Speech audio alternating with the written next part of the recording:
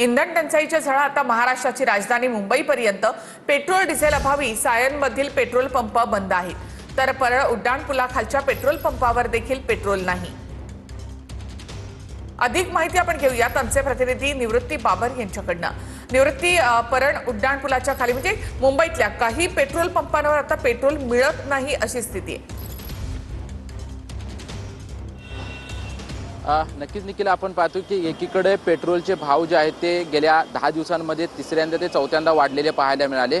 मात्र खेडेगावामध्ये ज्या पद्धतीने पेट्रोल आणि डिझेलची टंचाई होत होती त्याच पद्धतीने आता मुंबईमध्ये देखील पेट्रोल आणि डिझेलची टंचाई होत असल्याचं आपल्याला चित्र पाहायला मिळतंय। मी सध्या सायन पूर्व येथील या पेट्रोल पंपावर आहे आणि या पेट्रोल पंपावरती केवळ CNG उपलब्ध आहे आणि पूर्णपणे पेट्रोल डिझेल आणि पॉवर पेट्रोल जे आहे ते सकाळी 10:30 वाजल्यापासून उपलब्ध नाही अशी माहिती जी आहे ती इथल्या पेट्रोल पंपावरील कर्मचाऱ्यांनी दिलेली आहे। आणि संपूर्ण आपण ही रांग पाहू शकतो। ही रांग जी आहे ही रांग पूर्णपणे CNG साठी लावण्यात आलेली आहे आणि पेट्रोल आणि डिझेल जे आहे ते सकाळी 10:30 वाजल्यापासून या पेट्रोल पंपावरचं संपले असल्यामुळे पेट्रोल आणि डिझेल या ठिकाणी उपलब्ध नाही अशा प्रकारचं इथल्या कर्मचाऱ्यांनी माहिती दिली।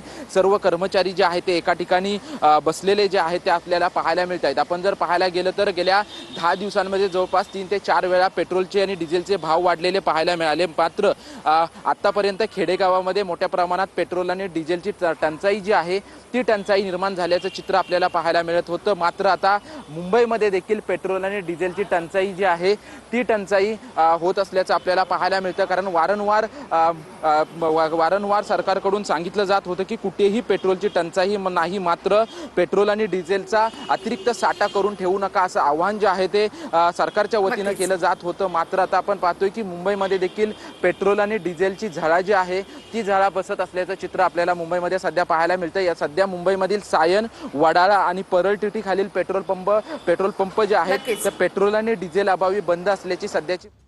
धन्यवाद निवृत्ती एकूणच माहितीबद्दल। तर इंधन टंचाईच्या झळा आता महाराष्ट्राची राजधानी असलेल्या मुंबईपर्यंत येऊन पोहोचलेल्या आहेत।